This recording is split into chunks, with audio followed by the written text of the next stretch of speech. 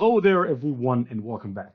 Now, in this lecture, I will explain to you how you can use Google Bard to learn about copywriting as well as to use any copywriting framework of your choosing, depending on what you want to apply copywriting for, depending on your target audience, and multiple things.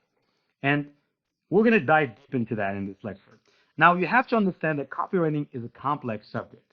In my case, it took me years to learn about copywriting and to really perfect it and master it because it's really a gradual level. You start at a low level where your copy is not enough to convince the person that loves you the most, to a person whose copy can convince the person who hates you the most to take action and to buy something.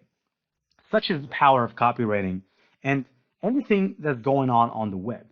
Anyone who's ever been successful online and who sells stuff is good with copywriting. You can take any program, and I'll argue that with the most successful people amongst you. If you are successful, it's because you are a good copywriter. It's because you know how to deliver your message. Your brand's message and value, you can easily transmit that to people and they can see the value in it through copywriting. And if that wasn't the case, nobody would purchase anything from anyone. So copywriting is very important. It's a big deal. That's the first thing I learned when starting out online. As a matter of fact, I was a copywriter for a long time and sure did make quite some good money from copywriting back in the golden era of copywriting. Now, here, in order for you to learn about copywriting, you have to learn two things. Copywriting can be used either as a freelancer, so you can go and freelance on Fiverr, and I've shown you an example already. You can go and check that out, and I'd like you to go right now, if you're watching me, go to a platform such as Fiverr or Upwork, and just look at how much people are getting paid for copywriting services. Kind of get the feel of how valuable the field of copywriting is. And the thing is that you can apply copywriting to almost anything. You can apply it to a landing page, sales page, funnel, emails, LinkedIn, Facebook, Instagram, everything you do, you can apply copywriting to it. And so, but you have to learn it first. In the past, to learn anything without these artificial intelligence tools such as Google Bard and Chatgpt, you have to go and learn it yourself. I would say the hard way. Now you don't have to do that. You can just come here, ask a single prompt. I want you to teach me about all the powerful copywriting frameworks and to tell me in which or which uh, when to apply each one. Now let me enter. And if it's really going to take a little bit of time, it answers one at a time. It's not like ChatGPT where you can see ChatGPT answering your question. Google Bard actually takes time, but it gives you the answer straight away. Now over here, it's telling us, sure, here are the most powerful copywriting frameworks and when to apply them. So for instance, it tells you about AIDA. This is a class copywriting framework that stands for attention, interest, desire, and action. It's a great framework to use when you're trying to sell a product or service. So in the past, salesmen, what they used to do is knock on doors. They knocked on doors, and if they were lucky, the person that they knocked on the door of would agree to purchase something from them because they needed it at that time. But if someone didn't want it, didn't need something, they would just shut the door in their face. Now that is no longer the case.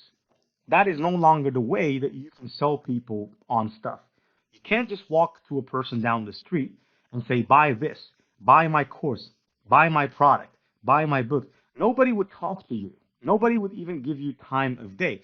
But when you use these copywriting frameworks, you subconsciously make person believe that it is in their best interest to purchase something from you, as opposed to you getting rich from it. They don't see it that way anymore. They stop looking at you as the sales clerk, as someone who's just trying to be rich off of them or trying to get money out of their pockets. It's very important that people understand that it's good for them, not just for you. And so AIDA is a copywriting framework that follows a structure. It begins by attracting attention, and then interest, picking interest and instigating, and then desire, basically making the person desire that solution and then action. We can have many examples. I can tell you. If someone, for example, is looking to get rich, you can start your advertisement on Google or your blog post or whatever content you'd like to create using AIDA. You can say, I have a Ferrari, and you can show a picture of you in the Ferrari or in the McLaren or the Lamborghini, any car of your choice, or the Bugatti. So once you've done that, you've had the attention of those people. Those people now are going to listen to you. They're going to say, hold on a minute, this person is in a Ferrari. The reason why I'm explaining this is because that is very important to get that attention from people, because without that attention, you cannot tell them anything.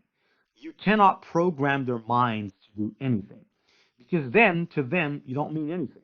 And we live in an attention deficit economy. People don't give you attention unless you have something special. And online, these are the things that can actually enable you to get the attention, is to basically take that attention with something amazing. Like, for example, showing a picture of you before losing weight and after losing the weight. That is one of the ways you get attention, depending on your needs. Okay? Or you can show them a picture when you were not muscular and a picture where you are really buff and muscular. Okay? Now, once you pick their attention, you move them to the next step. I'll try to go as fast as possible. You move them to the next step of picking their interest, showing them, I was poor. I was like you. I didn't have a girlfriend. I wasn't successful. And so you can start outlining all these things that make people interested to know more about you, because then to them, you're that rich guy that was poor, that made it now and is no longer poor and has basically escaped the poor mindset or bad place. And that you could be their coach to save them. You could be their savior. Okay? That is how the mind functions. Okay? Now, once you pick their interest, you then tell them, but here's the thing. I found something. I found the key. I found the light at the end of the tunnel. I found a monk that showed me the secret method of making money or of making this, of doing that. Then you pick their desire. Now they can see, okay, if I do what this guy did, because this is what he tells me, this is what he's telling me now. He's telling me that he was poor, now he's rich. He proved that he's rich. And I don't know if he was poor, but I don't care. He's rich now. He tells me he's poor, so I am poor now, and I want to be where he is. And I'm interested. I have the desire. He's telling me about a way that he used. So right now, what do I got to do? Now the brain is prepared to take action. That's when you basically tell them, here's the action. For example, buy the course, or buy this book, or enroll in this camp. Depends on what product you're selling. So there's a lot of products you can sell. Depends. You can be a ClickBank affiliate, CJ affiliate, you can be an App Impact affiliate, you can be whatever. Okay, so it depends on the product that you're selling. But the framework is basically, it's a structure of how you structure your copy. There's the PAS, which is problem, agitate, and solve. Problem solution, which is also another framework, PS. Then the benefit driven. Now here, though it didn't quite give us all of the copywriting frameworks, and I believe that ChatGPT could have done a better job, because, like I said, ChatGPT is better with text, and we actually can demonstrate that. I don't need to tell you about it. I can say generate all copywriting framework with explanations about when to apply. Now ChatGPT is going to go and it's going to start generating for us. Now, of course, the one that stands out is AIDA, because I think that's the best. Then there's the PAS, which is the problem agitate solution. Then there's a problem answer solution, which is not mentioned a lot. Problem agitate solve, featured advantages, benefits, and all of them follow a logic. Okay, all of them follow a logic.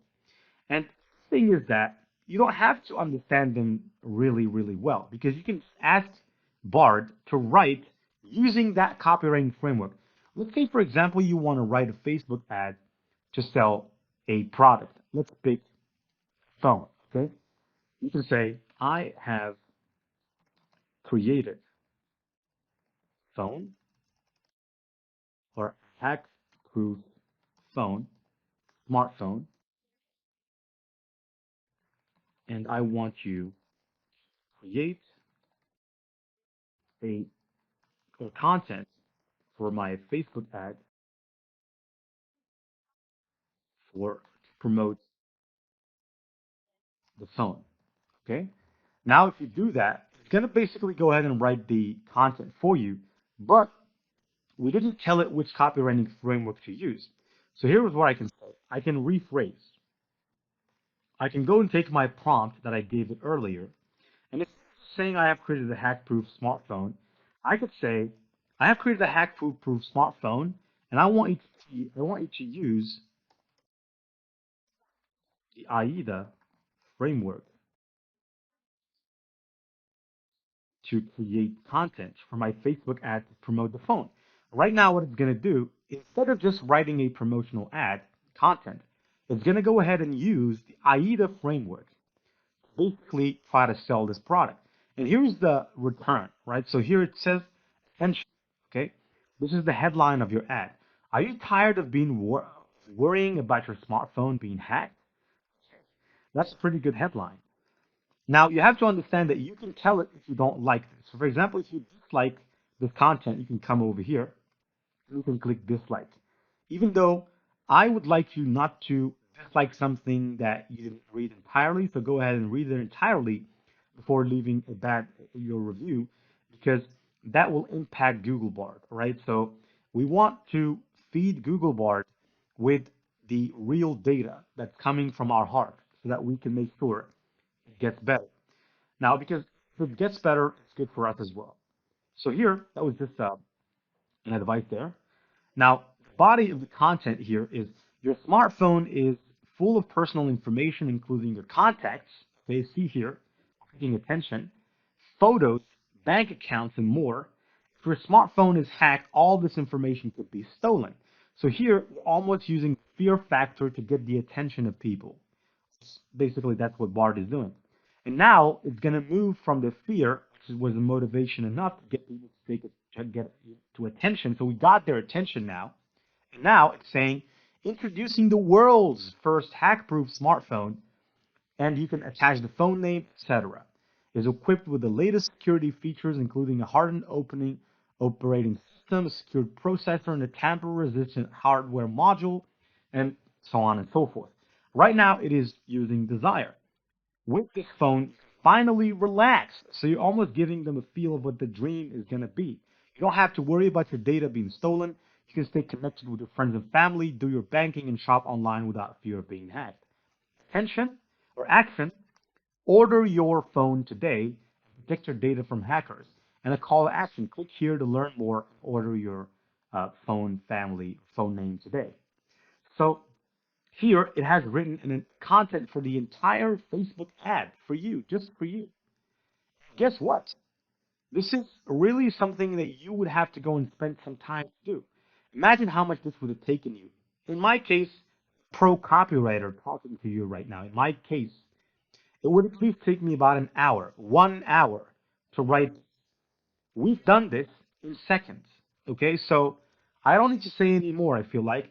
That's where I'm going to put this lecture to rest, and I'll see you in the next lecture where we're actually going to dive deep into our next element that we're going to do, which is keyword research. All right, so keyword research is extremely important, and we're going to dive deep into that. Hello, everybody, and welcome back. Welcome. Now, in this lecture, we're going to dive deep into keyword research. Now, let's say, for example, that you were trying to create a blog post promoting Jasper AI, which is a tool that can basically write content for you, right? And it's artificial intelligence, right? So they're all similar. I mean, in a way, a little bit more advanced because you'd have to pay a big amount of money for it, I should say, when you break it down to how much money you're going to pay in a year. But let's say you are an affiliate in that you want to create a blog post that you want to share or maybe even run an advertisement for on Facebook to get some traffic to your blog so that you can get people to buy that software and you making a commission as a result. You can actually write a blog post about it. The challenging part about writing content about anything is keyword research. The thing here is You can ask Google Bard, I want you to generate all the trendy, high volume, and research keyword regarding Jasper AI. And so right now it's going to go ahead and it's going to use Google and it's going to search for all the keywords people are looking for regarding the topic of Jasper. So here it's telling us Jasper AI, Jasper pricing, alternatives, features, tutorial, blog. So from this particular point, you have an idea about what you can do. As a blogger and as a copywriter myself, I have multiple ideas. So here, I will do the following. I will write a blog about Jasper, but at the same time, since people are looking for Jasper AI alternatives, I will also write or at least add some internal links to alternatives or blog posts about alternative tools of Jasper AI. So that if someone does not like Jasper AI, I also offer them to go and read another review about another tool that they can use instead of Jasper. Now here, the list of keywords that it gave us is not really extensive. And here I can see that those keywords are long tail keywords.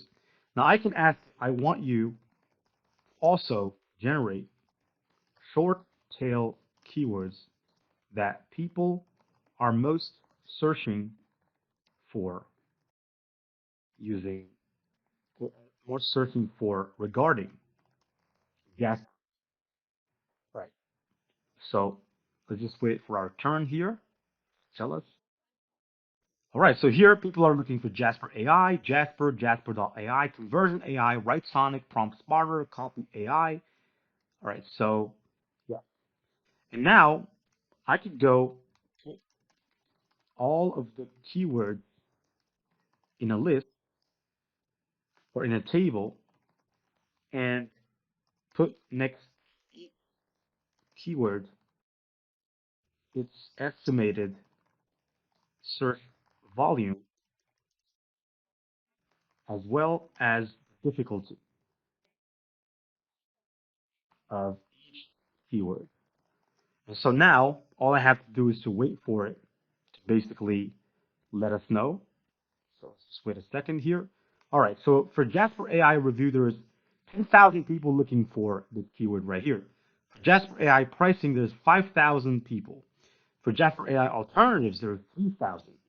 And for example here, Jasper AI alternatives, it's very easy to rank for this here. It's very easy because there's only 3,000 people looking for a month or per month, but it's telling you that if you wanted to rank at the top 10, you could do it. It's not a problem. You just have to find a couple of backlinks, and there you go. You could be in the top 10. And we can actually find this out because there's no need to use Ahrefs here. Ahrefs is a paid tool. I could use it because I have the membership, but I would just like to search for Jasper AI alternatives on Google and kind of see what are the websites that are ranked at the top. Because I'm using keywords everywhere, which is this other tool that can tell you domain authority of the websites at the top positions, as well as how much traffic they're getting, how many backlinks they have, all the necessary information, as well as the trends, right? It can tell you how if keyword is trending or not. So here, first one is basically Write Sonic. Second one is Copysmith AI. So here I could see that competition is not so difficult. Okay, of course, according to Google Bard. And here I see this website, a relatively small website, only 24 of domain authority. Now, in the past, I've helped websites get from 16 domain authority to 40 domain authority as an SEO expert. And so, 24 domain authority, according to Moz, is not an impressive feat. It's no big deal. Now, so here we can rank. We just need a couple of backlinks. We just need a couple of backlinks, and if I used Ahrefs, you would know how many backlinks exactly are necessary. But here, you get the point. You can know what you can create the blog post about. For example, here, Jasper AI for writers. This is good to write about. This is a good topic to write about. So you could come over here, take this keyword right here, and you could say, copy the keyword, brainstorm all the keywords around this blog post topic. Okay, and I could tell it, uh, I need long tail as well as short tail keywords, as well as LSI keywords, as well as frequently asked questions by people. All right, and it's gonna go ahead right now. It's gonna brainstorm all the keywords around this blog. Now, do not underestimate the traffic that you'll get from such a blog. If you write Jasper AI for writers, yes, 2,000 people looking for per month, but if you factor that in a year, it's going to be approximately 25,000, to be precise, 24,000. And let's just say about 100 of those people do buy the software through your link. You could make a lot of money as affiliate commissions if you break it down on a year. That's how you should look at a blog. When you write a blog, especially when you're just in the beginning, when you're growing your blog, look at it like this. Do not wish for money. Do not wish to make money in that wait a bit. Know that it's time investment. So here, it basically has given me all the keywords. These are the long tail keywords. So from the long tail keywords that people are looking for are, how can Jasper AI help me write better? What are the benefits of using Jasper AI? How does Jasper AI work? And so on and so forth. So because ChatGPT is better when it comes to writing, right? I suggest you, if you wanted to write a blog post about Jasper AI, you're better off go to ChatGPT, right? And you can take all of these information as provided by Jasper, or not by Jasper, actually by Google Bard, and you can go to ChatGPT here. You can open up a new chat, and you can say, write or using the following information, go ahead and write a highly SEO optimized blog post about, or instead say title Jasper AI for writers. That's the title of our blog post. Add some spaces. I can paste content, boom, and I can just wait. And from the back end, ChatGPT is going to go ahead and it's going to write for me the blog post. And you can see over here that just a matter of seconds, it is writing the blog post for me. I can just take that blog post, repurpose it, copy paste it on my website. You could use a tool such as Grammarly, right? Grammarly Premium, to tell how much is the percentage of plagiarism of the content, because there are so many tools nowadays that can understand and they can basically get what if content is AI generated. So for example, here, if I open a new Grammarly window, here it's going to tell us if you click or put the content in here, all you have to do is click on this plagiarism check right here. Of course, you have to be a premium Grammarly user, and it's going to tell you exactly how much is the percentage of plagiarism and where are the websites that have content that looks like you, so that you can go and edit the content and make it not look like them. Now, there are other tools such as Copyscape that enable you to check for plagiarism. Now, this one is credit-based, which means that you'd have to pay per credit, which is not really good. I don't like it. But to those of you who might want an alternative for Grammarly, there you go. And also, AI content detector. Now, you can type AI content detector. And I believe writer.com, they have this tool over here that you can paste, and it can detect whether content is generated by AI. Let's just put it to the test right here and see.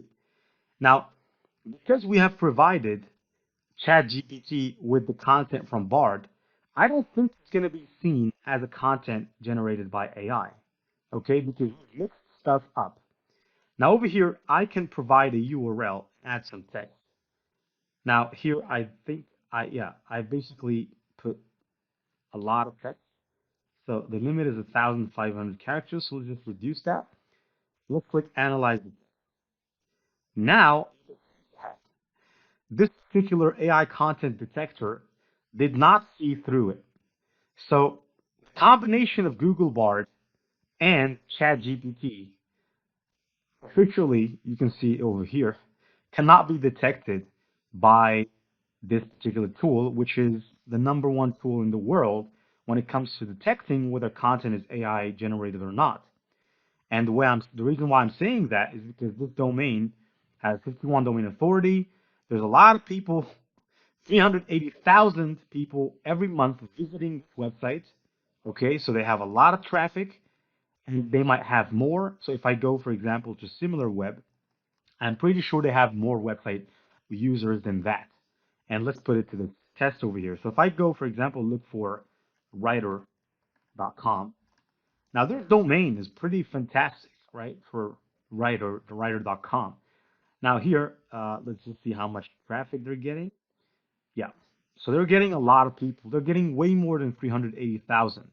They're actually getting in the millions. 5.8 millions in May. So 5.8 million visitors. And so, like I said, to sum this lecture up, the combination of ChatGPT and Google Bard is a monster. And so go ahead and feel free to use them both. I hope that this lecture was enlightening about keyword research. It could have been better. It could have been much more detailed. Since I'm an SEO expert, I could have put a lot more time into this. But I think this is enough for a beginning and also for a refresher for the memory. And see you in the next lecture where we're actually going to go ahead and dive deep into SEO optimization using Google Bard. See you in the next lecture. Stay tuned. Hello there, everybody, and welcome back into the lecture. Now, in this lecture, what we're going to be doing is I'm going to show you how you can generate a content calendar using Google Bard. Now, this is something that you can also do using ChatGPT if you wish. Now, ChatGPT, I think, would do it a lot better, all right? But Google Bard can actually also be beneficial, except for in your question, do not ask it big questions. Like, for example, I want you to give me content calendar for a month's worth of content, because that's way too much. And it's just going to probably give you content that you can publish for a week or two at the most, and it will refrain from telling you the rest. But here's how you can do this. First of all, you have to decide about your niche. Now, in my case, I am a digital marketer, affiliate marketer, also best-selling instructor, best-selling so many things. And so in your case, you have to decide what you are, right? SEO specialist, all these things are what you are. And so when you go ahead and decide about basically creating a content calendar, you have to put in mind, well, what do I want to publish about and where do I want to publish? Those two questions are very important. What and where? Now, in my case, let's say, for example, I want to publish on LinkedIn. And I keep track of a lot of posts. For example, the latest post that I posted here, and this is all AI, okay? This is all using AI. Now, this post is common SEO pitfalls and how to avoid them. And I could go, for instance, and read this. Now, the tool that actually helped me plan the calendar is artificial intelligence, and the tool that helped me create content is artificial intelligence as well. So these actually I have written it yesterday. So today's content is, for instance, I have to post a post, which is a case study of a successful social media campaign, and another post, social media stats infographic, and I have to post two articles. One of them is social media, a powerful tool in digital marketers' arsenal, and unlocking business potential with social media. Now you might be perhaps not shocked, but you might be asking, well, what is the purpose? Why should we post in the first place? For that, I just want to show you something here. Now, just in the past 7 days, I received 1,957 views on my content. Okay? And that's just LinkedIn. I have Quora, I have Medium, I have other platforms. I don't have that many subscribers here, just 5,200. Growing, of course, growing exponentially, but I get visibility. I get people that basically visit my profile. And from them, chances are many of them will contact me, and many of them do actually. Many of them, I don't want to show you my message list. Many of them do contact me for business and for business inquiries. And part of that is because I keep posting calendar. And one of the ways that you can keep a posting calendar and post on social media is, first of all, you have to create that calendar. Now, if you want to create this yourself, good luck. It's going to take you a long time. But if you use Google Bard, on the other hand, it's going to be very simple. So all you have to do is, like I said, who are you? Meaning that what's your field of expertise? What do you want to be known about as a figure or as a force figure or as a inspiration or influential person in that particular sphere of expertise. Then you have to decide where do you want to post. So if you want to post on LinkedIn, you have to create a content calendar for LinkedIn. Then again, if you want to create a new content calendar, for example, for Facebook to post on Facebook every day, you have to create a calendar for Facebook, but you have to do this separately. You have to keep in mind who you are. So here, I'm going to say I am a digital marketing expert, and I'm looking, or I want to create a content calendar for my LinkedIn, all right, LinkedIn profile. I want to post one post a day in one article a day for the next 2 weeks, and I want you to devise, let's use some fancy words, devise a content calendar for that. And I can just hit enter, and it's going to start basically giving me, or gives it all in one shot. That's the difference between Bard and ChatGPT. So here, it has given me the content calendar for the entire 2 weeks. So I just have to scroll a little bit. It says on Monday, your post is how to create a mobile friendly website. On Monday as well, the article is how to use email marketing to stay in touch with your customers. And if you're asking yourself, where do I put this? Well, actually, you can put this on Excel spreadsheet because this is a table. So I'm going to copy this.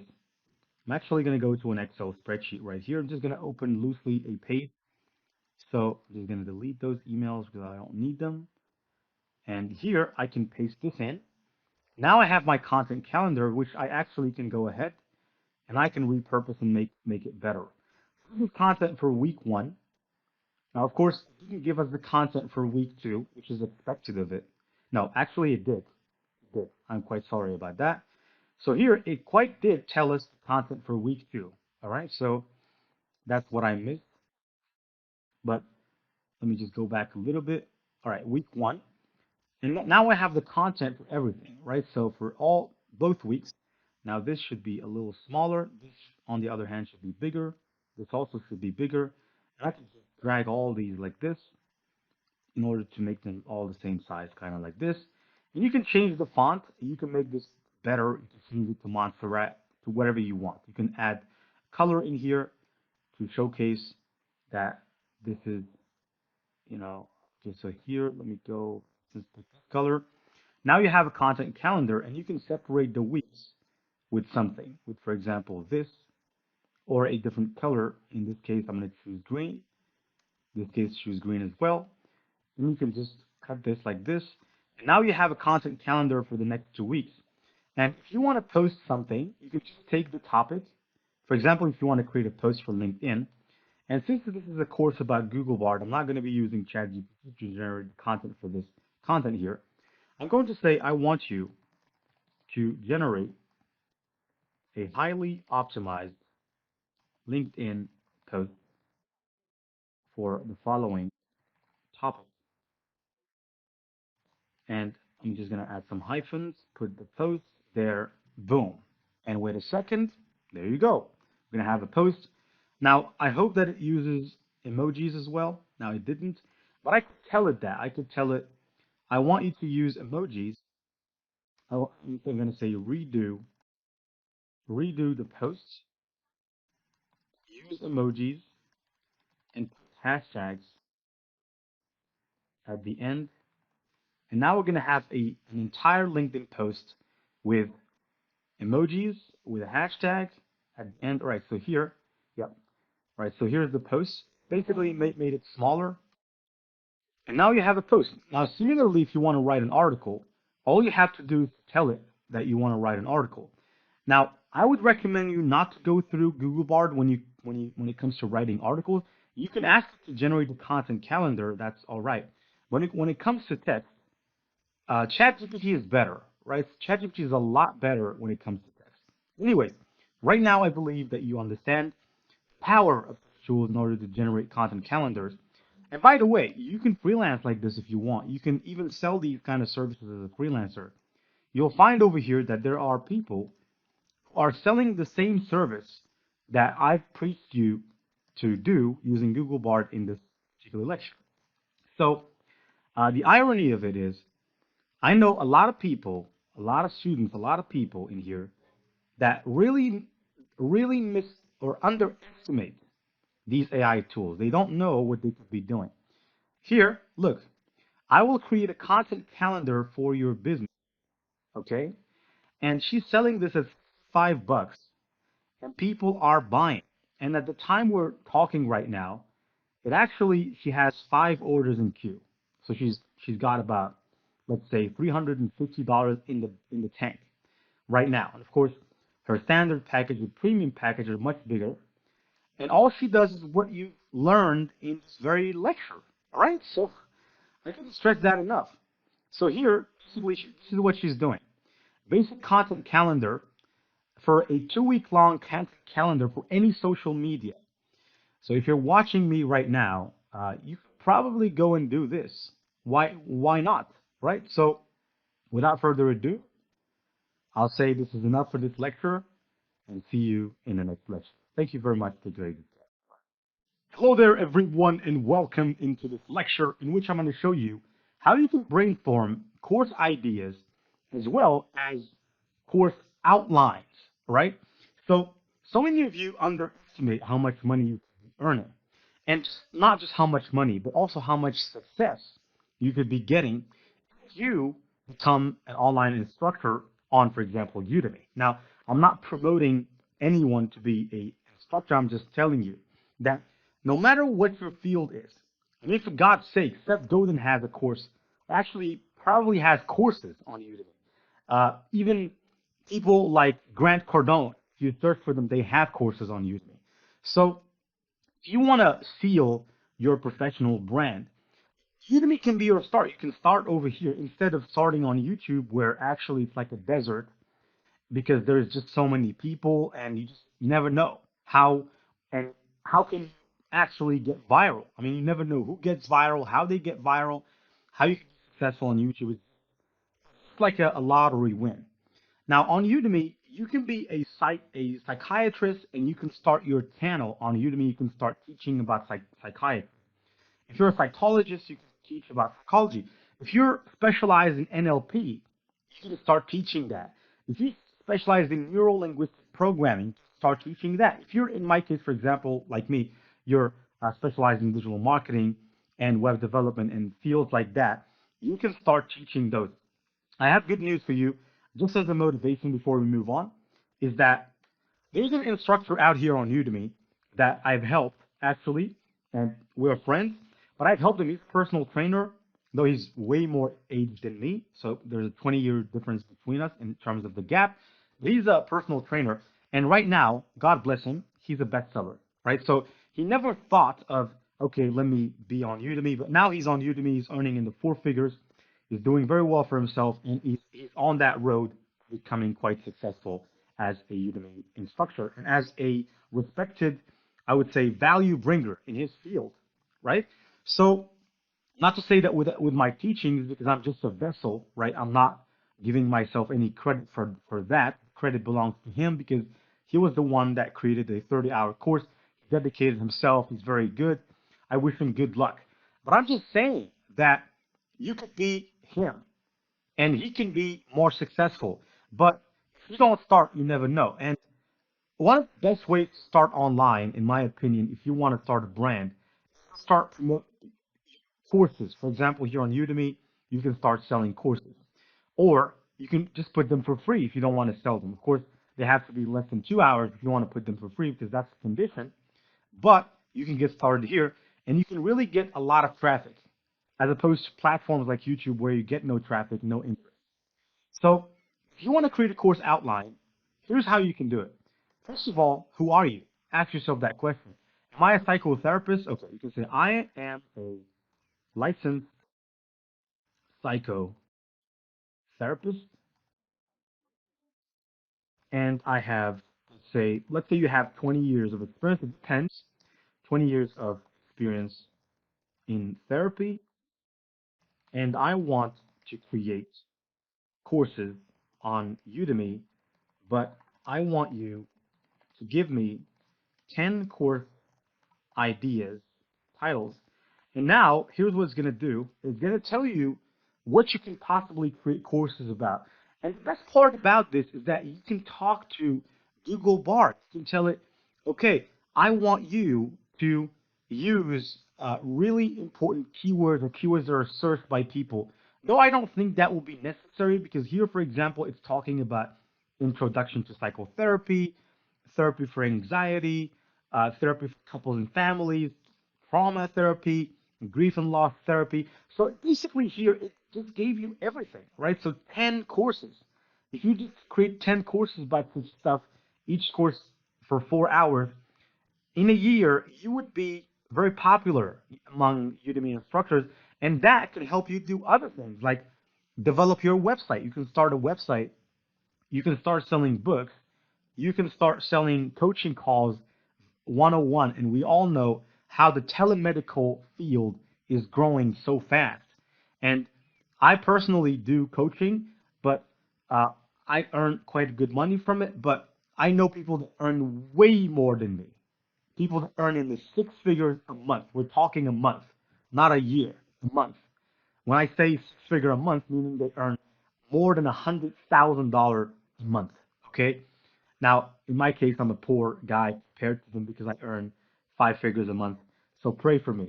But anyways, here is basically 10 course ideas.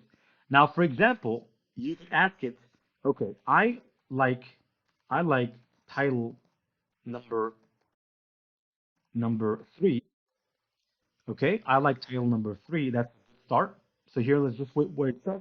After that, I'm going to tell it, I want you to write me an outline for a possible course. I want you to write an outline for the course. Now, very simple conversations, really, but it's life simplifying as a digital marketer. So here's the possible outline for a course, right? So basically, it didn't understand. I should say curriculum instead of outline because probably that's something it didn't understand. I want you to generate a curriculum that I want to use to create the lectures for course. And of course, you can go and create the outline by yourself if you're a licensed therapist with 20 years of experience or a digital marketer with 10 years of experience. So you have that kind of experience that allows you to create the basically the curriculum. Here, it's basically telling me that introduction to couples and family. And so this is module number 1. And in this module, we have to talk about what is couples and family therapy, the history of couples and family therapy, different approaches to couples and family therapy, benefits of couple and family therapy. So basically, it's giving you everything, and not just that. It also is telling you what to do. So here, if you read well, it's giving you advice. It's giving you advice. This is just a possible curriculum. Okay, here are some additional tips for creating a successful course in couples and family. Use real-world examples. When teaching about couples and family therapy, it's helpful to use real-world examples. So it's basically telling you how to be better than most of the other instructors. Use video clips to illustrate different approaches to couples and family therapy. Invite guest speakers to add more, right? So that's also a good thing you can do. Provide opportunities for practice. That's just wonderful. Wonderful what this tool did in just a matter of seconds, which would have taken even a licensed therapist about a week to just sit down and brainstorm. Of course, a licensed therapist has no time, so they're busy, which means that they'd have to, I should say, sit there for a long time and find time before they can create an outline. Now you don't have to wait anymore. Now I'm going to put a pause to this lecture because I don't want to make lectures way too long. I just want to tell you about the bottom line and see you inside of the next lecture. And do never underestimate how little you can start, but you can really grow big. It's just that step by step every day. Create 2 courses a month in a year. That will be 24 courses. And I believe anybody can do that. Now, without further ado, I'll see you in the next lecture. Thanks. Hello there, everybody, and welcome into this lecture in which we're going to discuss how you can create a funnel. But the first thing is first, what exactly is a funnel? Because now, for the digital marketing experts out there, they already know what a funnel is. But for the regular people, they don't know what a funnel is. And I have just an example for you about warrior trading. Now, this guy over here has a funnel that generates him millions of dollars a year. And I really mean it when I say it. I mean, people get shocked, but this guy, he does really have that. Now here, hopefully they direct me to the funnel. All right, so here's his funnel. He didn't change his funnel in 2 years. I've been coming back and forth, and funnel can easily be set up using WordPress and Elementor. It's very easy to set up funnel like this one, and I'm quite the expert at setting funnels like this. But notice here the content of the funnel. So for example here, Ross's 2023 bear market strategies for day traders, free study session, all this stuff for the regular people, they don't know what this means. What is a funnel? Why is he doing this? Why is he asking us for an email address and stuff? Now, we all know how when you give someone something for free, once and twice and even once, even only once, that person will be easier to deal with and they will trust you more. So in this case, guy, here's what he's giving people. He's giving them a free ebook and he's giving them access to his free webinar. And all they have to do is sign up using their email and name. That's the purpose of the funnel. But the thing is, if you want to create a funnel, you have to know the funnel steps. So the first step, obviously, here is what we call the squeeze page, or we also call it the opt-in page. The opt-in or squeeze page is exactly where you squeeze email out of people in exchange for a lead magnet that you give them, whether that be an ebook, in this case, two. So this guy is giving two things for free. Now, the ebook, we get that side. With Chatgpt or Google Bard, you can write an ebook very easily. And as a matter of fact, you can even design a cover like this extremely easily, and I can actually show you and take you there. Let's say, for example, you want to design this, even though this is off topic, but I just want to show you how easy this stuff is. Okay? Now, but the tricky part is to understand your customer persona of your customers. And once you understand that, you can build a funnel. You can create a funnel, and AI tools such as Google Bard will help you along all the steps. They will help you create the content that you can put on the funnel, such as, for example, this headline right here, these headlines, this one, and so on and so forth. Now, here, in order to create an ebook cover, and that's also something that you can do, by the way, as a freelancer. You can start creating ebook covers for people and sell them. Now, I don't need to tell you about that business. I can actually take you there. Now, ebook cover. Pretty sure people are making at least about $50 everyone that purchases ebook cover. Now, I didn't write it quite as much as I should have. But here, if I scroll down, look, these people here, this one is designing an ebook cover for $25. And don't be shocked, okay? Don't be shocked when I tell you that this stuff is actually not difficult. This stuff is actually not difficult. And in most cases, these people that you see over here, they're not even the people that have designed these ebooks, because they're just simply using Canva, because Canva has all the designs for you. Now, in this case, I'm going to go back to home, because we have to design the ebook first, then we can create the mockup for it later. But here, if I want to create a design for the ebook, all I have to do is click on create a design. Over here on the search bar, I can search for ebook, and right away it's going to tell me ebook cover. I can click on it. Now, the size of the ebook cover is 512 by 800 pixels. That's the size of it for formatting. If you're intending to sell your ebook on Amazon, for example, which is the perfect place to go and sell your ebook. But here, look at these mockups. All of these are mockups that you can use right now, copyright free. And this is exactly what these people are doing here. What they're doing is they're using these mockups. And the only thing they do is they change the colors, they change the images, right? And their life is easy, okay? Now, you wouldn't tell me that this was designed by someone. But yet, you would find freelancers out here who seem to be very talented when it comes to creating stuff like this, but all they do is they're using Canva Pro. Okay, they're using Canva Pro, not using anything else, and they're selling these services. So whoever doesn't want to make money online in these days is really, I mean, I should say, living in a cave because you can really make money very easy things. I mean, who else has the talent to design this ebook? But you can claim that you can design it. All you have to do is to change this title. For example, instead of quit, say go. Instead of quit, here you can put your name, put your logo, you can put a bunch of stuff. Look at this ebook right here, for example, right? This one. I don't think someone can create this by themselves. And better yet, with artificial intelligence, like Journey, you're looking at it right now, you can create incredible, incredible book covers that even Canva cannot dream of creating. Now, in our case, what we want to create in this case is an ebook cover for a trading book, for example. Now, here you can search on design, click trading, and they'll show you designs for trading. Now, obviously here, they didn't show us the designs that we're looking for.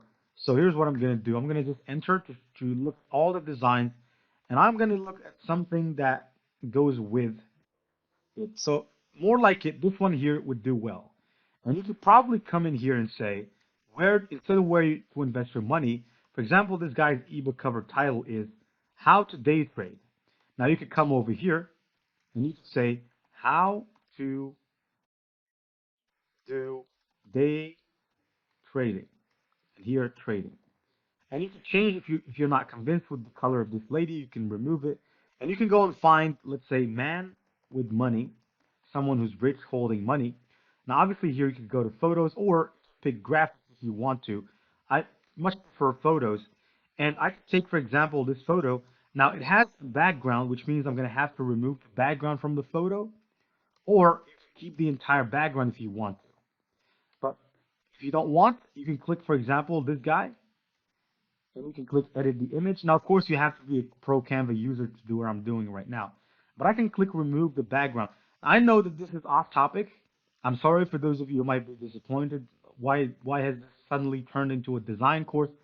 But I'm just showing you how stuff like this is possible because so many people look at this and they say, wow. And they go and pay a freelancer for $30 when they can do it instantaneously with just a subscription on Canva. Now you can see that right now that the background was removed. I can make this guy smaller, put him down here. I can also make him bigger a little bit if I want to, put him down here. And I can click out.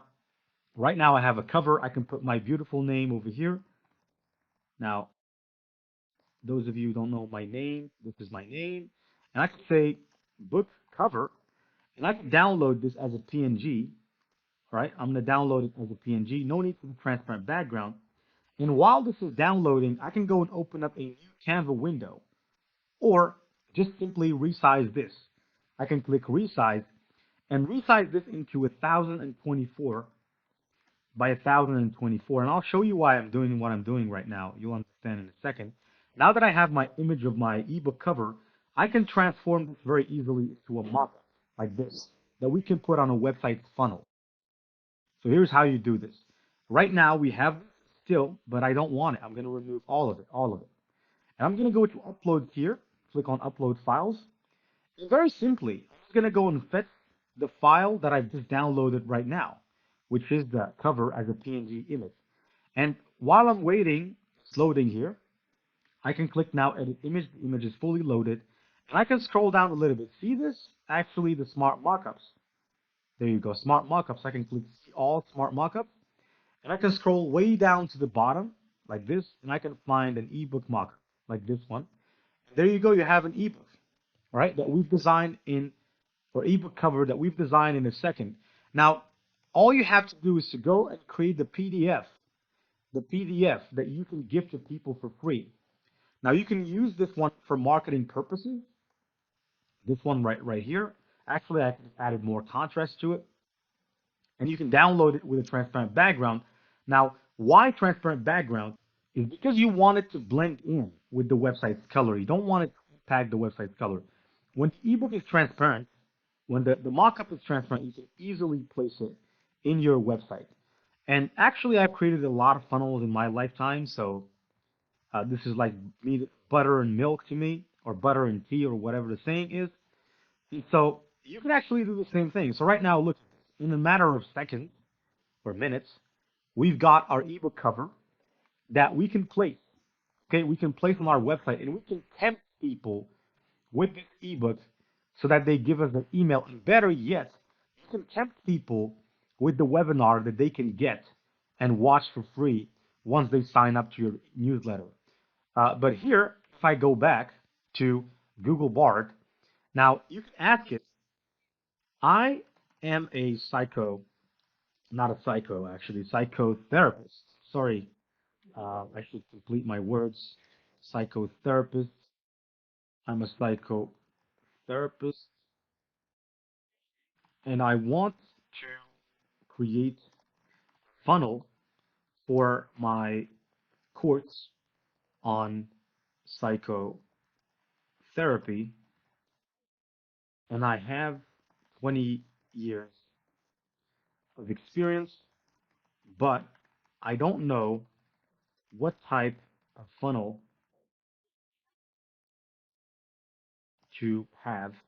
Please devise funnel for me to market my course and show me each step of funnel and what to do in each. Now, while it's going there, I can actually go and take you for a crash course about funnels here. Because for those of you who don't know funnels, there's a lot of types of funnels. Now you can search over here for types of funnels.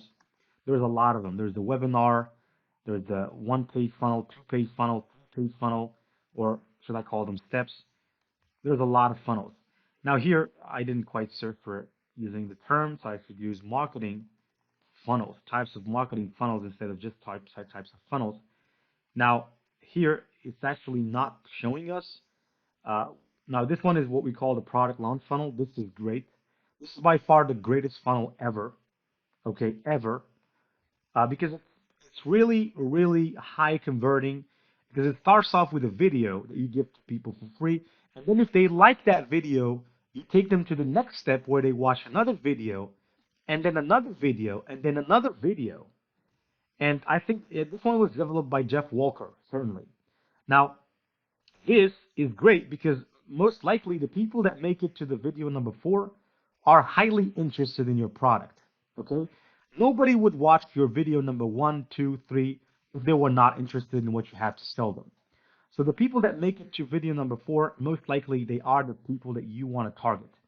And when this particular product launch funnel came out, people made money like crazy with it. I don't need to begin to tell you how much money people made on ClickBank just by using this very simple trick, the funnel by Jeff Walker, Product Launch Formula.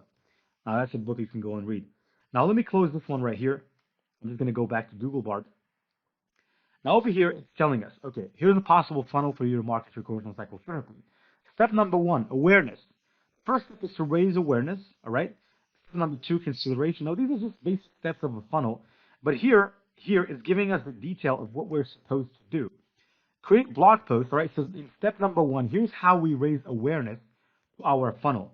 We should create blog posts, infographics, and videos that are relevant to your target audience. Now, so on and so forth. Now, here's what I'm interested in. I'm going to say, should I use product launch formula or the webinar sales funnel? Because the webinar sales funnel also works. For example, this guy, here's what he's doing. He's taking people to the webinar. People that make it to or watch the entire webinar, they are then asked to go to the next step, which is usually to the sales page. And once they go to the sales page, if they're convinced enough, they will leave him, or they would go to the order page and they will order the product. In this case, this is a trading course, which is worth, I think, about $5,000. And once they do that, he makes money. And the people that make it through the webinar, or at least watch some minutes in the webinar but do not purchase, still have them in the list, or has them in the list. And he can target them anytime he wants. He can start sending them emails, reminding them, sending them newsletters, educational newsletters about the numbers he's making on trading. So if he's a day trader, he can show them how much money he's made today. Tomorrow, he can also show them how much money he's made tomorrow. kind of bring up about that excitement so that they can go back to the funnel and complete the process. Now over here, the product launch formula, webinar sales funnel is both effective marketing strategies. The webinar sales funnel is more focused. Okay, so I'm going to say over here, I'm going to ask it, I want you, I want you to create content for the opt-in page of my webinar sales funnel. Now, the content is this, exactly what we have over here. So it's going to tell us what to put on the opt-in page, which is the most important page. All right, look at this. The headline, are you struggling with your mental health? Now over here, this guy's headline is Ross 2023 Bear Market Strategies for Day Traders. Now over here, it's telling you, are you struggling with your mental health? Now the sub-headline, there you go. This is the sub-headline. Free study session perfect for retail traders of all levels looking for an edge in today's market. Now in here, the sub-headline is learn how to improve your mental health with the free webinar. The body copy. Now obviously here, this is not necessary anymore. Now of course he's mentioning that you should agree to his privacy policy and all that stuff, just kind of make sure that nobody sues him for anything later. So most of the times when you agree to their policy, it's most likely in their policy they're going to add a clause that says if you buy the product, there is no refund, or the person that sells the course has no responsibility or holds no responsibility to refund you. In most cases, that's what you're signing up for here. So just to people out there that are just clicking on things without reading, I tell you, please stop clicking on things without reading because you can get yourself in a mess. Now over here, this is the body content. Join us. Now the body content starts from here to the bottom, actually. Now the body content here is this, plus these three bullets and this. This is the body content. And it's your responsibility to make sure to put them however you like. Now here I can see it has elaborated way more. So basically here it has given us, are you feeling overwhelmed? So probably we can add it here, all right? This particular paragraph, we can add it here. We can add this timer to make sure that we add that sense of urgency for people to understand that this is not something that happens every day and that registration closes in 23 hours and that they better go now and register. Even though, like I said, this funnel has been here for 2 years and the same funnel, not changed at all. And you can check that out. You can use websites such as archive.org. And this website actually can show you how this website looks like or looked like in 2016. It can tell you how it looked like on day 2016, actually. So you know, you can go and check my facts. Now, if I scroll down here, we have these bullets. So probably we can take these bullets and we can do this like this. So in this webinar, you will learn. So here, how many bullets do we have? We actually have 3 bullets: how to identify these signs and symptoms, how to cope with stress, how to improve your anxiety. And over here, you can see that we can say lesson number 1, lesson number 2, lesson number 3, and we can put this stuff like this in order, like this. And this webinar is brought to you by, and call to action is no more than just a button. Now, usually what I like to do, and this guy could have done this, it would definitely drastically improve his conversions, is he could add a button right here at the bottom that sends people to the top. Because most likely people will scroll down, they will wonder, sometimes they will click on some links here. They might leave the funnel. And also another important thing that he could do is he could remove the footer and the header from this page to make it look like a sales page.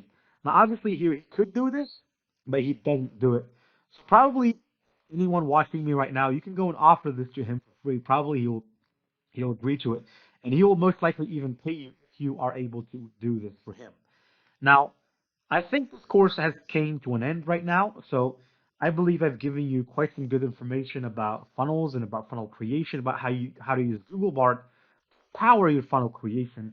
And without further ado, I'll see you in the next lecture where I can show you how you can use Google Bard, one of the best features of Google Bard, which actually can help you find out the highest paying affiliate programs in your niche.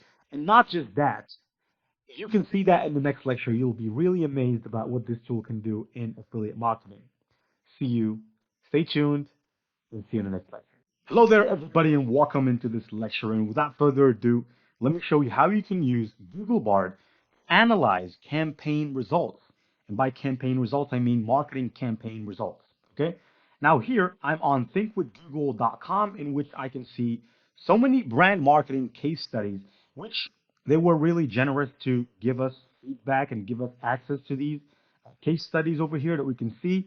And so let's go, for example, and take uh, Fiat or Gillette. Let's do one, two, three. X. I'm gonna go with Gillette because Fiat. I don't like Fiat. So just this. Now over here, I'm gonna show you how you can use Google Bard to tell you what the results and how it can analyze it for you. Right. So here, you can actually go ahead and read it, but I'm just gonna copy this particular link right here, which contains the case study. And over here, I'm gonna go back to Google Bard, and I'm gonna say I want you to give me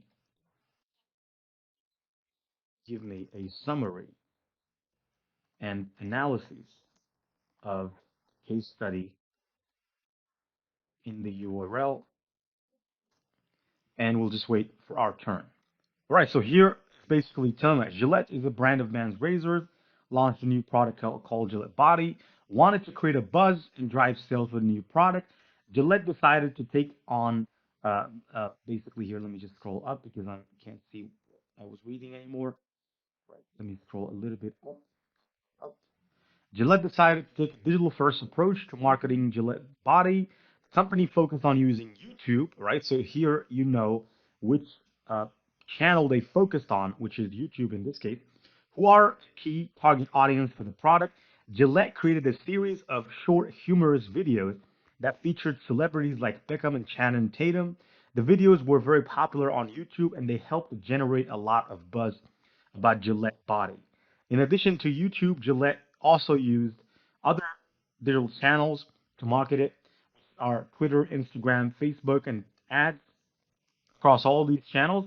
And here they're basically telling you what they have done as additional tips that they use. So if you can see this, now according to this particular study over here, you would have to go and you would have to get these information by yourself, and you'd have to watch this video, which I don't know how much is the size for this video. Now, this is an ad, but with Google Bard, the beautiful thing with Google Bard, you don't have to watch this ad or do anything of the sort, because you can just simply ask Google Bard the question of analyze this ad for me. Now, we can go, and of course, there are plenty of ads out there that we can find. Basically, we can go to Google or Facebook Ad Center or Meta Ads Library. Now over here is where you can find advertisements for different brands. And if you are spying and if you want to get the knowledge about what makes your competitors tick and what makes them really successful, come over here. All you have to do is change the country to your preferred country. In this case, I'm going to change it to the United States, United States, or United Kingdom, whatever country you are in. Now here, I'm just going to choose all ads, and you can search by keyword or advertiser. Now, let's say that you are in the trading niche or in the fitness niche. Now, let's pick fitness. Now, you can go for fitness.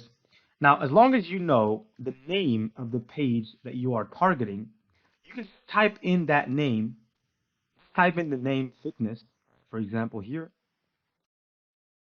or you can go and find the name channel, exactly the channel that you're seeking. Now over here, I just typed fitness muscle to be a little bit broad, and here I can see some ads. Right? I can see this guy who's running an ad for these products. These people here are also running this ad right here, so I can see plenty of ads. Now let's say that your competitor is, for example, selling meal plans, or that your competitor is Ripped Fitness. Now, in order for you to analyze your competitor, you can actually click over here. Now, let me just scroll a little bit down. Now, this is the ad. I can actually click over here. Hopefully, they take me exactly where I need to be. Actually, I should click from here, see ad details, and I can copy this particular link right here. And I could go to, or you could see more ads if you wanted to, but I would go to Google Bard right here, and I'll ask it, analyze this ad for me analyze this ad for me, and it will basically give me the report. Now I'm just going to paste in the link so that it can go and access where I've access to basically see the ad, and yeah, it's going to give us the report. Let's just wait a second. Paste it here. All right. Sure. The ad you link to is a fitness program called the 12-Week Body Transformation Challenge. Here's a more detailed analysis of the ad. Target audience. The ad targeted to men in the United States who are interested in fitness and muscle building. The ad copy uses a language that is likely to appeal to this target audience, such as build muscle, lose fat, or get in shape. Here it's also telling us the benefits.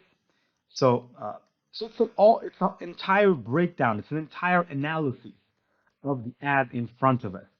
This ad emphasizes the benefits that users can achieve by following the program. Call to action. This ad urges people to click the link and learn more about the program. Now, say you want to create an ad to beat your competition. Say, I also do or offer the same thing, and and according to your analyses,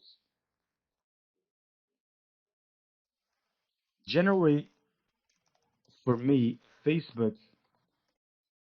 Facebook ad that is way better. All right. And according to that analysis, in an instant, you can go based on your competitor's results, and it will give you a Facebook ad. So here it's giving you the headline, the body, everything else. Everything else. Now, of course, this stuff was passed not as easy as this. So I keep stressing this point because people need to understand how beneficial this stuff is and how really good this stuff is, because most people tend to not really enjoy what they have until they lose it.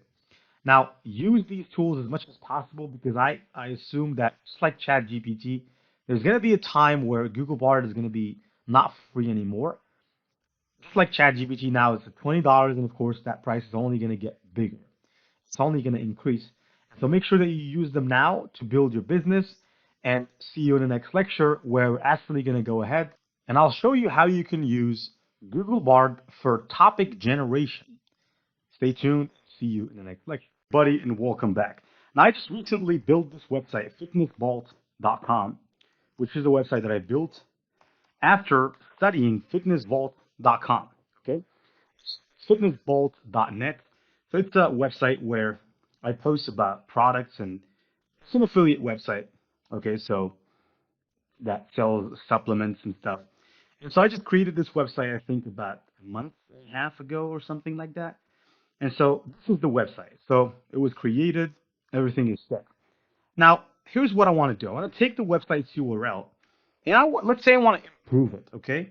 Now I'm going to say I want you to suggest to me possible UX.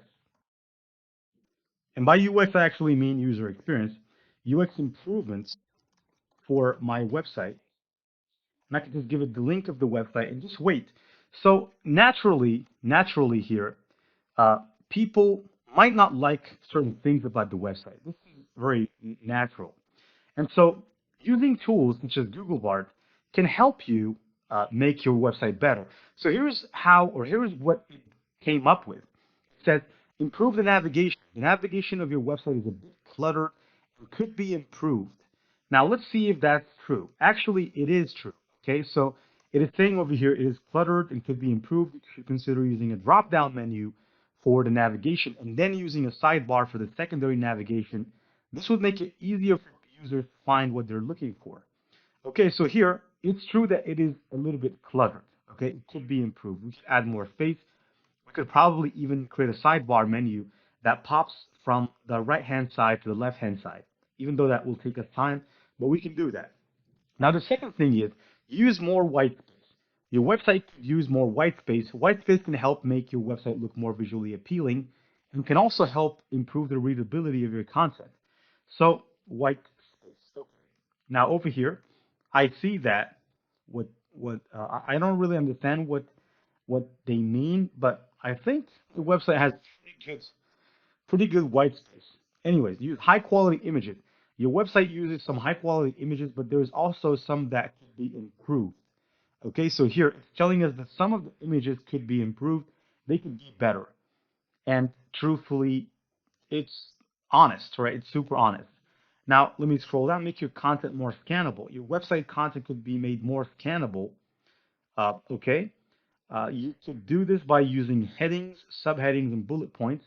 Now, this, I mean, it's insinuating to the fact that some of the blog posts here are hard to read, and I agree with it. I agree 100% with the fact that these blog posts can be really hard to read because they have just a lot of cluttered content, and it's so small that people have to make a huge effort to read them. But you can see the point. Now, if you want to improve your website, it is currently giving you everything that you need, right? It's giving you everything that you need. And it's really good. I mean, it's really good for developers and for marketers alike. Now, this user experience has been applied to my website. You can apply it to just about every website. And guess what? You will absolutely find that there is a market for this on Fiverr. Now, if you search for UX, I just need to search for UX. And most likely, we're going to have some gigs that talk about this topic right here, and you'll find a lot of people making money from it. Now, here, if I just scroll down a little bit, I will do Figma UI and UX design for your website. I will do design. I will design awesome dashboard. Now, these are designers, okay? I'll review your website experience. Suggest. Okay. Now, this is what I'm looking for. This exactly is what I'm looking for over here. Now, I will review your website user experience and suggest improvements. So what this guy does, he reviews your website. He just reviews your website. Just kind of what Bard did over here, he is doing. Okay? And he's getting paid for it. And how much is he getting paid? He's getting paid for a 15-minute basic review. He's getting paid $90 for a 30-minute review and $125 for a 45-minute review. Now, it's not this that can do that for you. You can also go to platforms. If you don't want to work as a freelancer on a platform like Fiverr, you can go to a website like, for example, usertesting.com, which is a website that you can find a lot of user testing jobs. And here you can start to get paid for giving your review on websites, right? They will give you tests, right? Here you can see obviously there is a call to action that says get paid to test, which is true. I've made quite some couple of bucks, especially during the time when I just was starting out. Copywriting, user testing, transcription, all those things were my go-to places to make money. I certainly made way more than $20,000 from all of these ventures, which helped me do many other things. Among them is print on demand, e-commerce, courses, books, a lot of stuff. All that started from those kind of things. Now, without further ado, I hope that this was motivational enough for you, and stay tuned and see you in the next lecture where we're actually going to go ahead and I will show you how you can apply for job offers on Upwork and how you can hack the system just like I did. And just using this simple tactic, I can get clients that would pay me. They're agreed to pay me up to $2,000 for a gig. And I'll show you how you can do that as well in the next lecture. Stay tuned. See you in the next lecture. Buddy, and welcome back. Now, I just recently built this website, fitnessvault.com, which is a website that I built after studying fitnessvault.com. Okay, fitnessvault.net. So it's a website where I post about products, and it's an affiliate website. Okay, so that sells supplements and stuff. And so I just created this website, I think about a month and a half ago or something like that. And so this is the website. So it was created, everything is set. Now, here's what I want to do. I want to take the website's URL, and let's say I want to improve it, okay? Now I'm going to say I want you to suggest to me possible UX. And by UX, I actually mean user experience, UX improvements for my website. And I can just give it the link of the website and just wait. So naturally here, people might not like certain things about the website. This is very natural. And so using tools such as Google Bard can help you make your website better. So here's what it came up with. It says improve the navigation. The navigation of your website is a bit cluttered and could be improved. Now let's see if that's true. Actually, it is true. Okay, so it is saying over here it is cluttered and could be improved. You should consider using a drop-down menu for the navigation and then using a sidebar for the secondary navigation. This would make it easier for users to find what they're looking for. Okay, so here it's true that it is a little bit cluttered. Okay, it could be improved. We should add more space. We could probably even create a sidebar menu that pops from the right-hand side to the left-hand side, even though that will take us time, but we can do that. Now, the second thing is use more white space. Your website could use more white space. White space can help make your website look more visually appealing and can also help improve the readability of your content. So, white space. Okay. Now, over here, I see that I don't really understand what they mean, but I think the website has pretty good white space.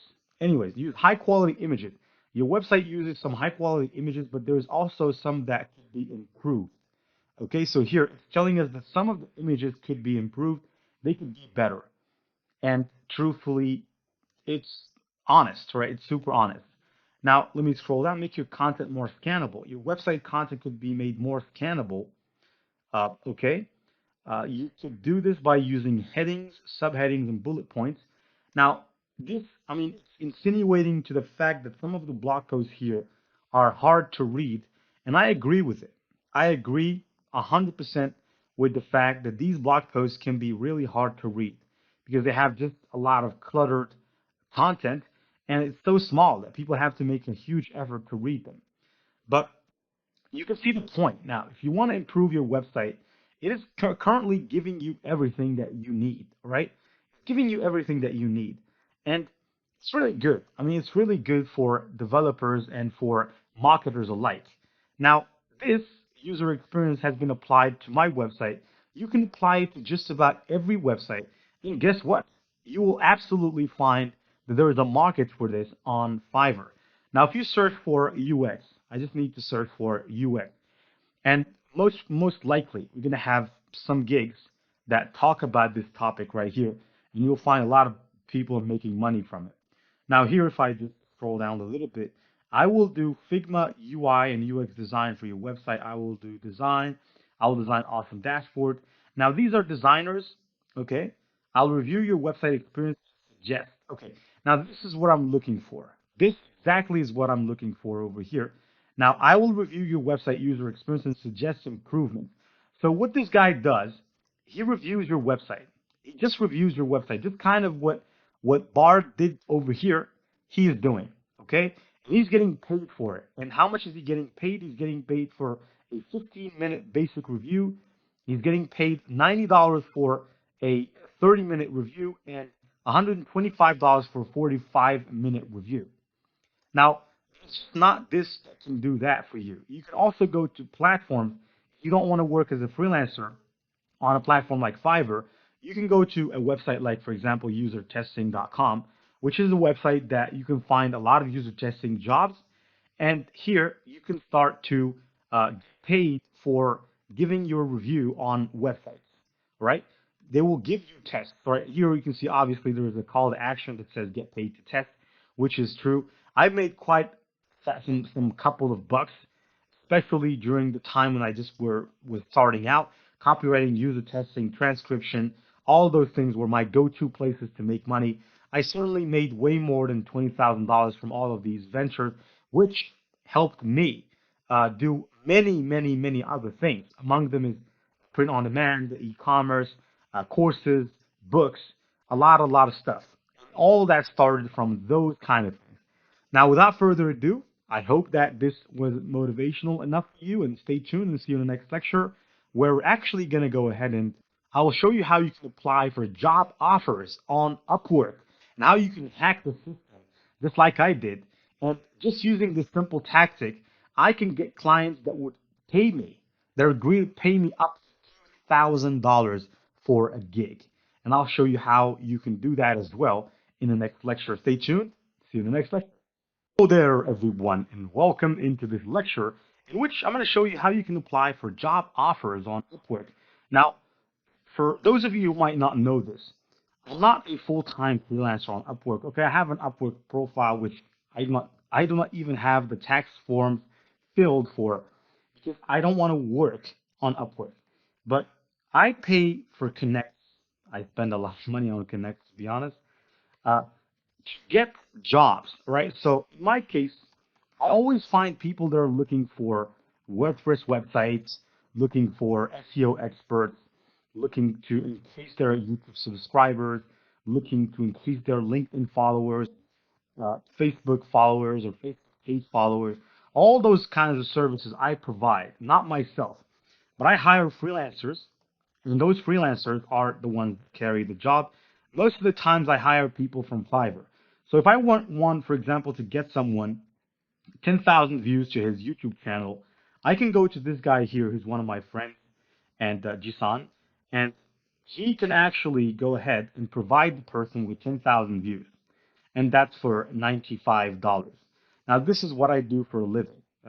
You could call me someone who not uses people, but creates value. All right, helps other people to create value. If I help this person make $95, if I get paid $150 from my main customer that I find on Upwork, of course I don't work with customers directly on Upwork because I own a virtual digital marketing agency, which means that I don't have to work for people directly in the platform. I can take them out of the platform, and of course they can pay me on PayPal.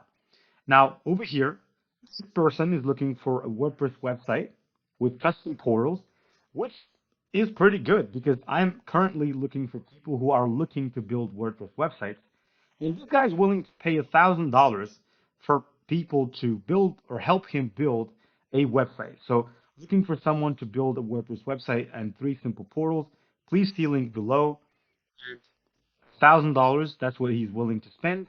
And this guy is good because he's already spent $76,000 in his lifetime. So much like me, he also owns a digital marketing agency. So we're both doing the same thing here. So he's trying to sell.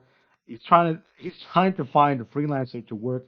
I'm also trying to get him to pay me so that I can go and find a freelancer. This is how this works online. Now, this is good. I mean, he has this sheet which basically tells me what he wants. So all I have to do is I can copy this. I can copy the job offer, and if I don't want to apply for this myself by writing everything and by thinking a lot, I can just go to Google Bard and I could say I am a 5-year plus experienced web web developer, even if I'm not, okay? Because I'm gonna hire someone to do the job anyways. So even if I'm not a developer, I don't care. I just apply. If the person agrees, I go and find them a freelancer. That's how it works. So here, I'm a 5-year plus experienced web developer, and I use, and I am quite experienced at CMS web development as well, including WordPress, Shopify, Joomla, all those. CMS web developer as well. And I need you to apply for this job on Upwork. Okay? And I could just right? And I could just post the job like this with the file, right? Because Google Bar can actually access the files. So assuming that this person agrees that I can do the website for them for $1,000, actually you can click over here, and if you don't like $1,000, you can suggest a different price. I would honestly just keep it at $1,000 because to me $1,000 is good because I can honestly find someone who's gonna be willing to do the job for less than that. If you go and look for the term WordPress here, since I believe that's what this person is looking for, he's looking for a WordPress web developer. Over here, there are a lot of people that are willing to create a WordPress website for $100. And so if this guy gives me this job for $1,000, I could go and find someone who's willing to do it for $100. And at the most, I think maximum I could spend something like 450, and I still win because I still win. It's as easy as that because if you think about it, I'm gonna get $550 by doing nothing except for paying this guy $450. So that's a great idea, right? It's not a new idea, but you have to be good at getting clients. And one of the ways to get clients is to apply on Upwork, and this works. And I just came out of a deal the past day with a client, and we're closing in on a $3,000 deal. I hope that he says yes to it, but we're working on it. And in huge part, I was able to apply for these jobs using ChatGPT and Google Bard. Now, sure, here's the full proposal for the job. The client is looking for someone. Okay, so it's actually telling me what the client is looking for.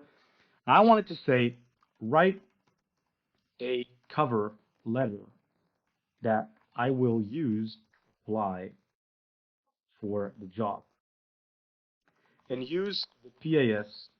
Actually, there's no need for that. So I'm just going to say apply for the job because I just want the cover letter and I want to copy paste the cover letter over here. Now, as far as the duration, I think that the freelancers that I know can do it in less than a month, probably do it in 2 days. No, not a complicated website here. If I look at this, he's just looking for basically a WordPress website with custom portals. It's not a big deal, right? So I can do it, but that way you won't make a lot of money if you do everything yourself, right? If you do everything yourself, you're not gonna make any money. So here, this is the job cover. I can just copy paste this. And I have to be careful because I have to make sure that I remove certain things. So I'm going to copy this as plain text. Here I'm going to put my name and I'm going to scroll a little bit to the top like this. Now, dear hiring manager. Now, I don't know his name, so I'm just going to keep dear hiring manager. I'm going to remove this bracket from here. The last thing you want is a grammatical mistake in your job, I would say, posting. And I would remove this in my previous roles. In my previous roles, I was responsible for developing and maintaining uh, WordPress websites. Now this is a far fetch, and I don't need to do this. Website with a lot of traffic.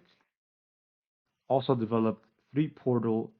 Also developed many instead of free. I think I developed something like I don't know, I'm in the hundreds probably now at this point. Probably more than 100 websites in my lifetime. And if you're asking, is that profitable? Actually, it's very profitable because, and that's not the only way we make money. We also sell other services. So here, once you read the job, and once you read the job cover letter as written by Google Bard, and once you're comfortable with it, here you can attach if you have some certifications or previous testimonials from customers that you worked with. You can attach them. In my case, I choose not to. And here you can set a bid. Now here's the rub. Now here you're gonna have to pay to apply. Okay. Now you can see that the first place here is 50 connects. Now since I have 117 connects in the tank, I'm gonna click set a bid and I'm gonna apply with 70 connects for competition because I just want to get that job. It's $1,000 job. I don't mind spending about $10 to apply for this job. And that's exactly what I'm spending here because 100 connects is worth $30 if I am correct.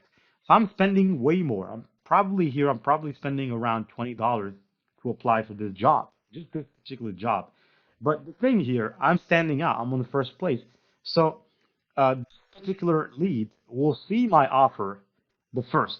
So my offer will be the first that they'll see, and they'll message me. Okay. Now the second one on the list is the one that bid the most. And so this is the bidding system. Once you're comfortable with it, you can click send for 70 connects. Yes, I understand. Continue to submit.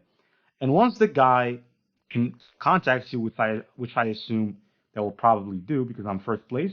Of course, I hope that I say that because you have to understand that if you're the first place now, your competitor might bid more than you.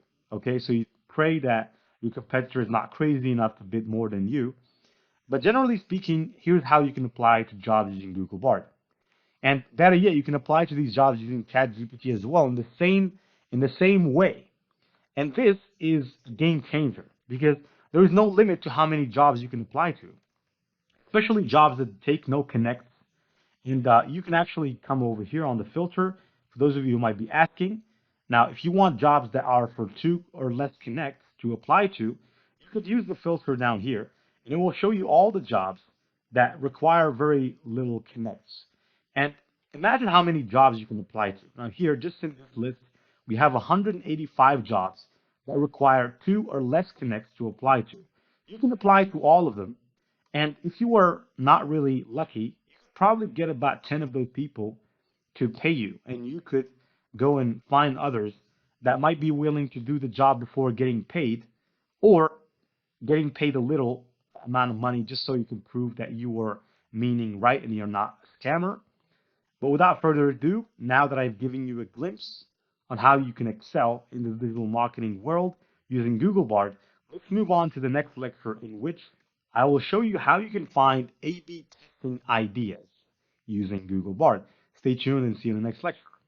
Well, hello there, everybody, and welcome into this lecture in which I'm going to show you how you can take a funnel, a ClickBank funnel. For example, this funnel right here sells these products, which are for neuropathy. Okay, so these are the products, and by the way, people that sell this stuff, they could make something around $117 according to this. Now, not just actually $113 in terms of commission if you sell one of those products, right? That's the commission that you get per sale. Now, this funnel over here is not the most perfect funnel out there, especially when you compare it with a funnel like this one, which is way better since it has the reviews, it has everything, and it's really well done, well designed, as opposed to it, on the other hand, this funnel right here is really not well done, okay? And you could just have a look at it. It's really not the most perfect funnel that you can find out there. And besides, it doesn't have reviews. This is not clear. It's not clear what this is curing.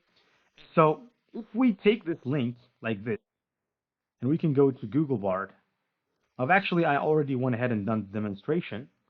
So if you go to Google Bard and you ask a question like this, I want to promote the product in the following link, and you can attach the link later. And you can say, but I want you to tell me what are the things that are missing in the funnel as follows. And so Google Bard took this funnel, and here's what it came to, which are basically the same conclusions that I came to. It says that this funnel lacks a clear value proposition, which is absolutely true. Because for those of you who might be looking at this, if you're not an expert in neuropathy, then you can't know what this is solving. What problem is this funnel solving? And so the message is not really clear. It's not made simple for all people. And part of being a marketer is to make your message simple in a way that everyone can understand it. Even a child of 5 can understand your message.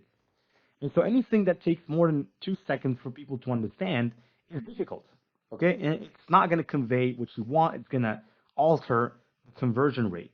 Now, that's the first remark, which is pretty good. It's very solid. The second one is social proof. It says over here that customers are more likely to buy from a company if they see that other people have had positive experience with the product.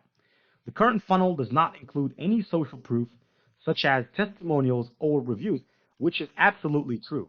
Because if I just were to scroll down a little bit here, there are no reviews. There is nothing here. There is no reviews. And they could do a good job of adding reviews, just like their competitor over here, which is basically selling the same product just with a much lower price. Here they have reviews included.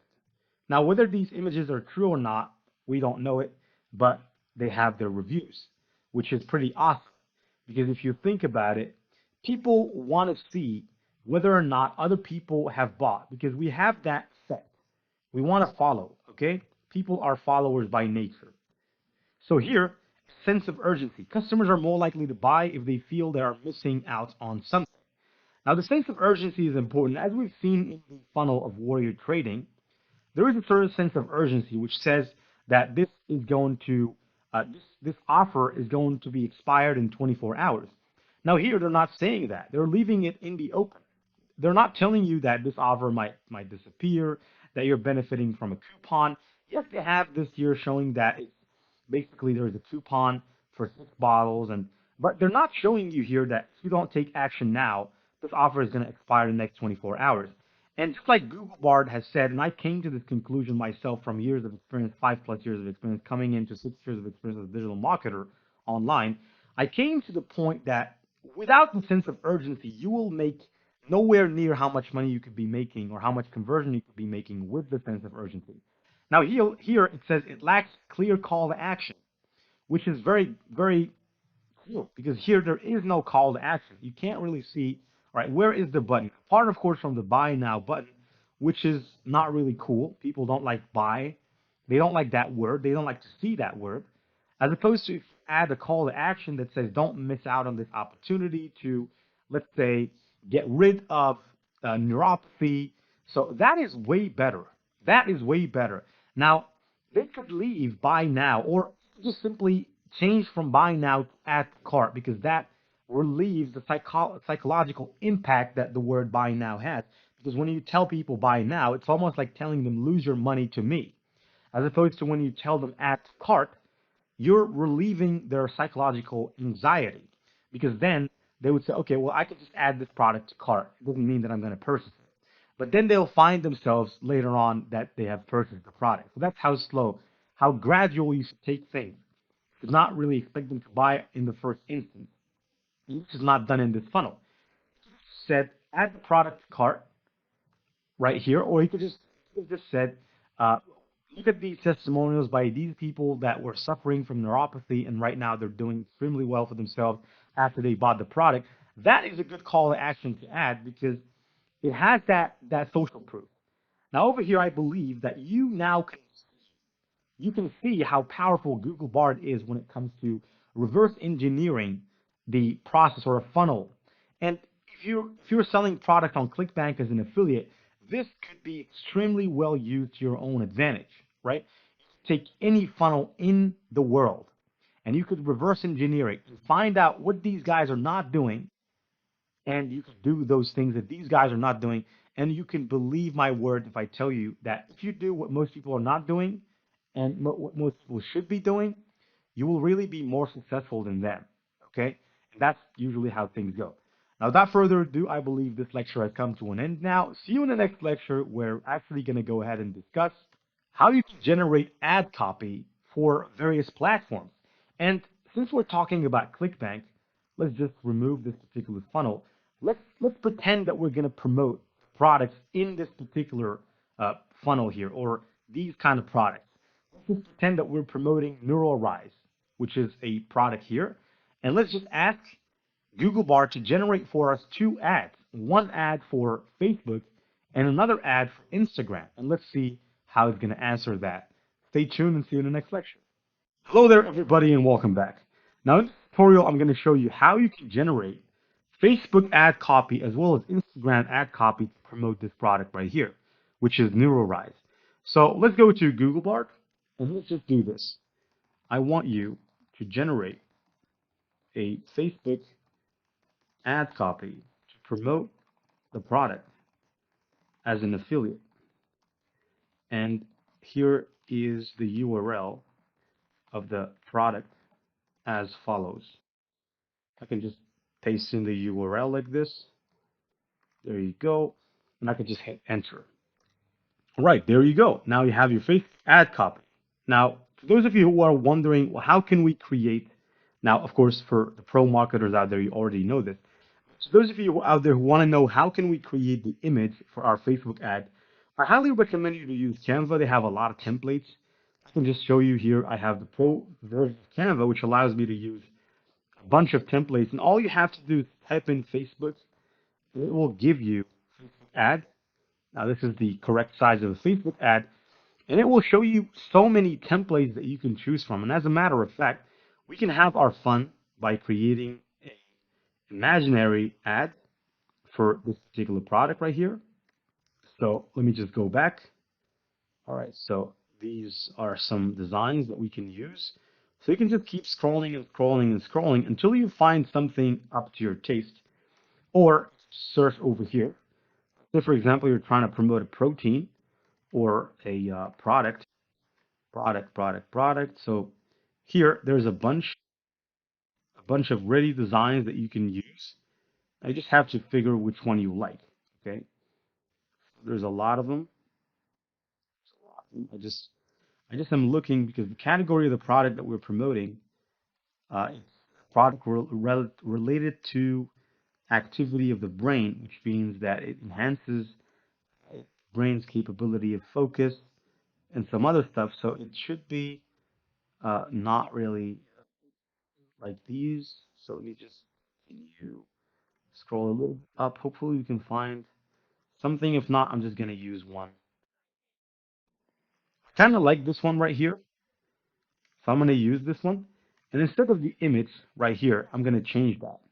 So let me just first of all wait until the changes propagate.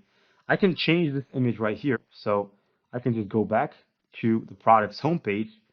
Just scroll down over here. Now this image, let me see if I can copy it. Actually, I couldn't. So I'm going to take a print screen. I'm going to go back over here. Now let me remove this image and put my product, Control V, and I can just crop the product like this, push it down at the side, and then crop it from here as well, and then crop it from here as well, and then, of course, from here as well. And I can just click, edit the image, and I could remove the background off of the product. And now I have my product. Now I could move the shade a little bit like this over here to this side. There you go. Now you can change the link of the website. You can click on the button, make it bigger. You can change the headline over here, which I'm going to do in a minute. Just give me a second over here, and we'll do that. Now the background here was not successfully removed. Let me try again. Background remover. Sometimes it might not be able to do what we asked. Still, it didn't quite remove the background off of the product for some reason, which means that we're going to have to do it manually. So we could do that manually. Only it's going to take us some time. So let me just try doing it this way. Erase. Now here the background was removed, except for because the quality of the image is not as good as it should be. It was not really removed as we wanted. So obviously you're going to have to do some work here and you have to be very careful with the size while you're trimming. It's also part of a marketer's job. Now let's just make sure that I don't touch the surface. All right, so hopefully get right. Okay, I think I'm doing quite well. Right? Believe me, this work is meticulous. It takes dexterity of the hands. So I have a side here, of course. Now let me scroll a little bit to the top. Now you can find images. I'm pretty sure that you can find images that are already on the internet. I don't know why I went the hard route, but we find ourselves in it anyway, so let's just continue till the end. So I'm removing the background. There's not much left. Side right here, right, and from the other side, and from the top. Right. All right. Now we have this taken care of. Let me remove this side as well. And you can see now that this is good. I'm gonna reduce the brush size and zoom in quite to the max. Reduce the brush size again. I'll just cut the edges. You can see that this is not really as good as it should be, as good as it gets. Canvas background remover. Start cutting things off. Precision.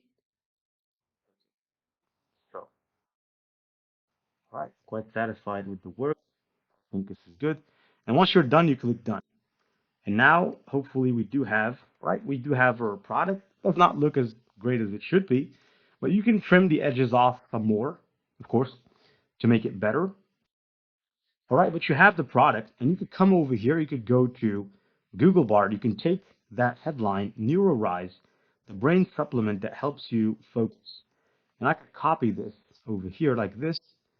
Now, I'm going to copy some part in here. And then, of course, Neurorise is going to be the main one. I'm going to copy this, remove, and over here, I'm going to paste the rest, the brain supplement that will help you focus, learn, and remember. Now, this has to be reduced in terms of the size. So let's first of all remove the side, remove this right here. Now, we're not trying to sell this. We're just trying to make call. Neuro rise instead of neuro rise as actually this one should be the one that's bigger. I'm going to move it to the top, and this one I'm going to change it to, let's say, in terms of size, and let's just make it a little bit bigger, kind of like this, and there you go. You have your ad, right, ready to go. Let me just remove that space from here. Now here you can keep add to cart, or you can put it here. I'm going to say add to cart. The button, I'm quite satisfied with it, except for I'm going to make it a little bit bigger because it's true that this one is a little small. Now you have the button, just in here. This, you have this. I could clamp it up a little bit, kind of like this. And as far as the button is concerned, I can move it down a little, like this. All right, now you have your ad. Trim the edges, add the logo of the company in here. And so this is a good Facebook ad, and we've used Google Bard to generate that for us. Now, as far as Instagram, all you have to do is ask the question. I want you to create one ad for Instagram now for the same product. I'll just wait. Right, so now over here I've done some editing on this ad. Let's probably change the image by copying this image right here. Let me try now if we can just remove this one, add this new one. Now this one is good. Now I'm not gonna add it just like this because I'm gonna remove the background off of it by clicking edit image and using the pro feature, which is the background remover. Hopefully this time they don't tell me the background cannot be removed. Wait a second. Okay, perfect, perfect. Now we have a better one, which took us less time than the labor that we've labored with the other one. Perfect, perfect. So I can just put it like this. I can probably make it a little bit bigger. It has a shade. Everything is perfect. I could probably move these a little bit to the center, and I could just center the button as well with the content, like this. Move it a little bit to the top. Probably make it a little bit smaller. Now, if you don't want to be so salesy, you could say learn more instead of add to cart. That's also a good thing to do. Now, as far as the website, I'm just going to change this from whatever it was to this website domain. I'm going to go back right here. Now, the Instagram ad was created. We can successfully create it right now in the same way that you've done this one.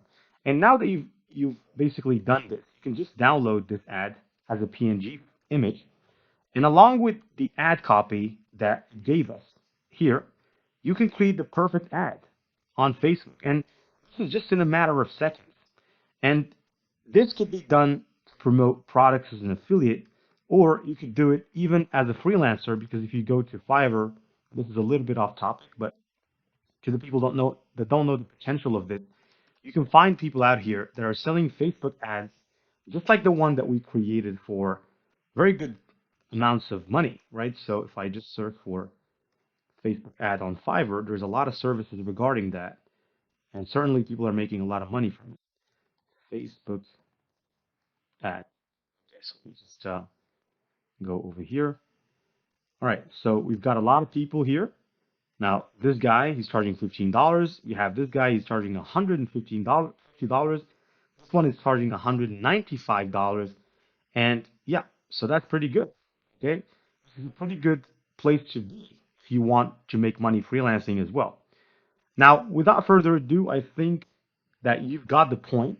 Now, as far as the Instagram ad, here it is. Now, it just was generated.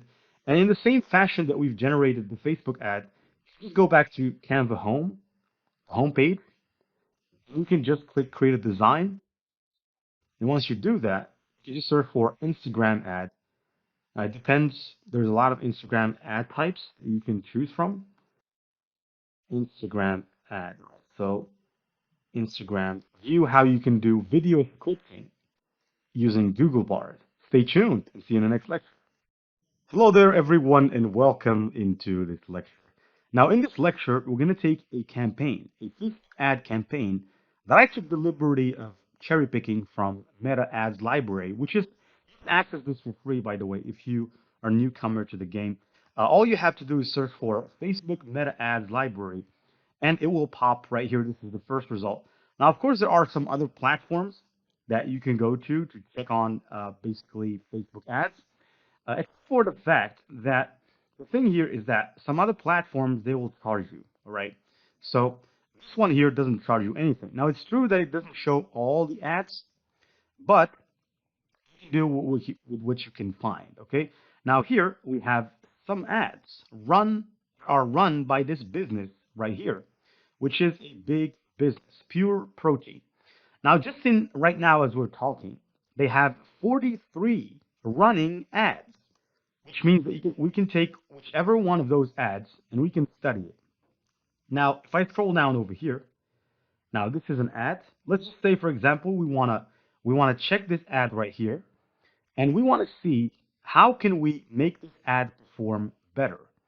Now, well, first thing is first, this ad is very simple. It's a video, right? And it's available on Amazon, so people can shop this on Amazon. But let me just take the link because, like I said, Google Bard can check the link. Now I'm going to say over here, I want you to show me how can I improve following Facebook ad for conversions. Now, by the way, because this is Meta, now these ads are run also on Instagram, right? Because Instagram is owned by Facebook as well. Now here, this is the ad. Now I'm just curious. I'm just gonna click because I want to see this. Take me to Amazon. And so this is their product on Amazon. I can see that they're selling a lot, right? So they're doing really well for themselves. And you can see that they're running a lot of ads. And also they have this particular product right here that they sell as an upsell, which is a blender bottle, which is good for people that go to the gym. They always like those things. Now here, let me go back to Google Bard, check the results. So here it's saying there are a few things you can do to improve the following Facebook ad, and it's giving me exactly what to do. First one is use a more compelling headline. The headline is the first thing that people will see, so it's important to make it count. Try using a headline that is clear, concise, and attention grabbing. Now, use a strong call to action, use high quality images and videos.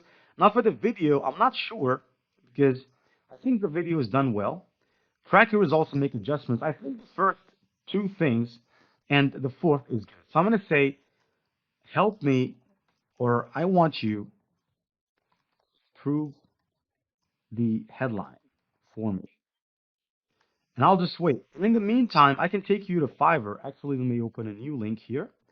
And on Fiverr, there are people that will help you improve your Facebook ad for a price. So if you search for improve Facebook ad, now there are people that are specialists in this.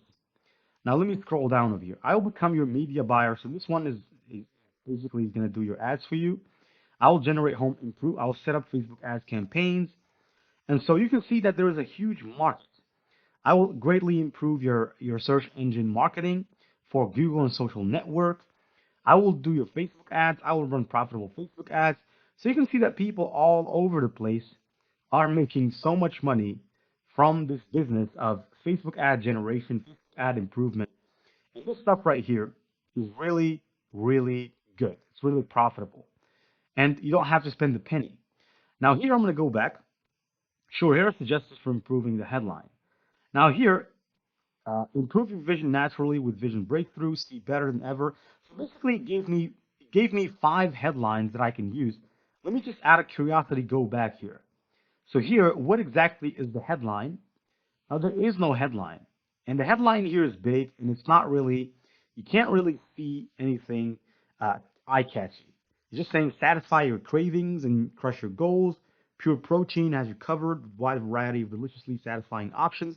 Now, though this is good, but I think this one here is good. Improve your vision naturally with vision breakthrough. Now the problem here is that this is not what I'm seeking, right? This is not what I'm seeking. I'm actually seeking for it to generate a better headline for this ad right here. Just mistakenly understood that I wanted to go to the ClickBank product. I want you to generate better Facebook ad headlines for product as follows. Now, sometimes you have to understand that artificial intelligence can go in the wrong direction. So you have to really be patient, especially if you're like me, you're using it that much. And so here, it basically is giving me I should say, examples. I don't know what exactly or why is it not picking on this. So I'm just going to go back. This is the link of the product. Now this time I'm going to pick the Amazon link because I guess that the other link was not quite understood by Google Bard. I'm going to paste in the Amazon link and let's see now. Now it's certainly going to generate a better headline. All right, let's just wait. All right, headline, pure protein, tasty, nutritious way to reach your fitness goals. Headline number 2, pure protein, the only protein powder you need. Headline number 3, try pure protein for free for 30 days. Pure protein, the best-selling protein powder on Amazon. Pure protein, the only protein powder you need to build muscle and lose weight. All these things are really great, to be honest with you. All right, so, and they're actually much better than this headline right here, which is big, and it doesn't carry, you have to read it twice to understand the message from it. As opposed to, for example, reading this, which is pure protein, the tasty, nutritious way to reach your fitness goals, this is very easy to digest, and at the same time, it holds a lot of power. And without further ado, I'll put a stop to this lecture and I'll see you in the next lecture where we're going to dive deep into brand storytelling and how Google Bard can actually enable you to create a story or stories for your brand. So we'll take the example of this particular protein bar and we'll just say, help us generate some stories to make our brand more successful. And we'll use those stories to create Facebook ads with them. Now, we're not going to be creating the Facebook ad, but we're going to be generating the content for the Facebook ad or copy for the Facebook ad. Without further ado, stay tuned and see you in the next lecture. Hello there, everyone, and welcome into this lecture in which I'm going to show you how you can use Google Bard for brand storytelling. Now, we all know that storytelling is something that people are really attracted to, right? And just like I always say, if you want to know if a skill is valuable, first place you can go to is Fiverr and search for storytelling. Just search for storytelling, and you'll find a bunch of people making tons of money for themselves by offering such services. So here, right, for example, here I will do emotional video editing with cinematic storytelling. I'll record a voiceover. Now this is voiceover. This is a bit different. I'll be your storyteller in a Sam Elliott voiceover. So here we have, I will tell you a story and write your storytelling content. And this freelancer is doing very well for herself. Actually, though, she should have a better, I should say, picture for a gig. She could make this transparent to blend in. Now, I just have the eye for the detail. But here, she's really making quite good money for herself by basically writing about storytelling. And she's a level 2 seller. I suppose that it's in huge part due to that skill. Now, let's say, for example, here that you want to create a story around this particular product. Now, here's the first thing. Copy the product's Amazon URL. Go back to Google Bard and ask the question, hi, I want to create a story around this product and use it. Actually, I'm going to separate by more spaces and use the story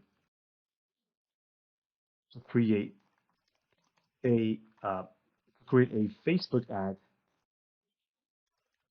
using PAS copywriting framework. And just like that, we'll just wait a second here and we will have our story. Now let's just say, and it's going to be a story in the form of a Facebook ad. Sure, here's a story about a person who used pure protein to reach their fitness goals. I've always been active, but I've never been able to reach my fitness goals. I would work out regularly, but I couldn't seem to lose weight or build muscle. I was starting to get frustrated and give up. One day I heard about pure protein. It's a protein powder that is high in protein and low in calories. I decided to give it a try. This is really good. I was surprised how good it tasted. I mixed it with water and milk and so on and so forth. Now let me just scroll a little bit to the top. I was surprised. I mixed it with water and milk, and it was just like drinking a milkshake. I started drinking it after my workouts, and I noticed a difference almost immediately. I started to lose weight. So this is the story. And here's the Facebook ad that Google Bard has built around the story or using the story. Are you struggling to reach fitness goals? Now, this is the headline for the ad. You tried everything, but nothing seems to work. You're starting to get frustrated and give up. Try pure protein. Protein powder is high in protein and low in calories. The only protein powder you need to reach your fitness goals. Click here to learn more and start your journey to a healthier you. I like this. And we have used the principle of storytelling to build something such as this. Now, you could do this about every product. Now, storytelling has been proven. And you can ask Google Bard, you can say, why do people like stories?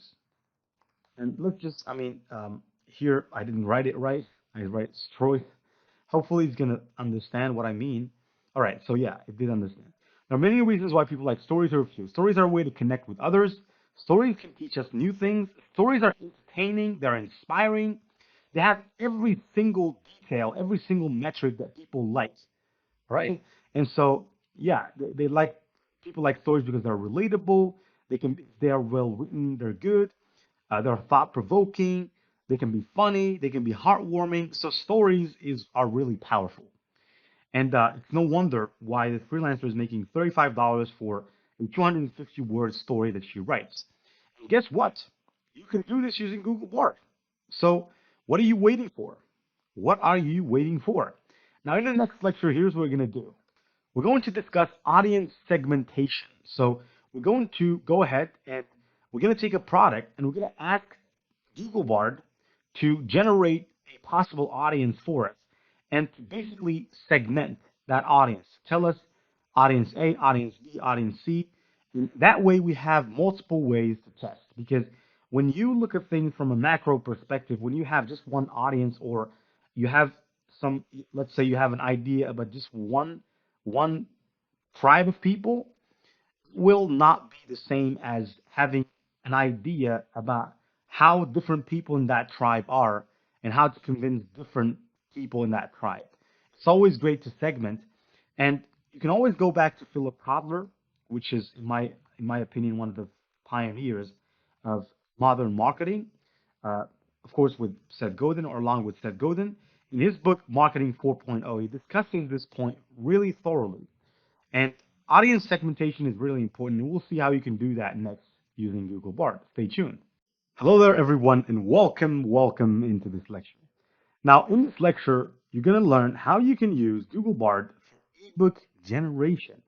Now, certainly, it's not going to be able to generate the entire ebook for you. Step by step, you can get it to generate the ebook if you follow I should say, certain steps. Now, with ChatGPT, it's much easier because you can actually generate an ebook with one click. And here, if I take you to ChatGPT, you'll understand what I'm talking about. There you go. Now, over here on ChatGPT, there is a prompt that you can use, especially if you have this extension right here, APRM for ChatGPT.